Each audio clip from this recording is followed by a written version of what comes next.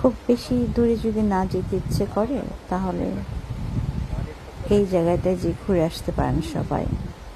10-15 মিনিটের ড্রাইভ। পাখির ডাক, পানির শব্দ, চারিদিকে সবুজ। বিকেল বেলাটা কিছু একটা বানিয়ে নিয়ে যাবেন, সুন্দর একটা ফ্যামিলি টাইম কাটানো যাবে।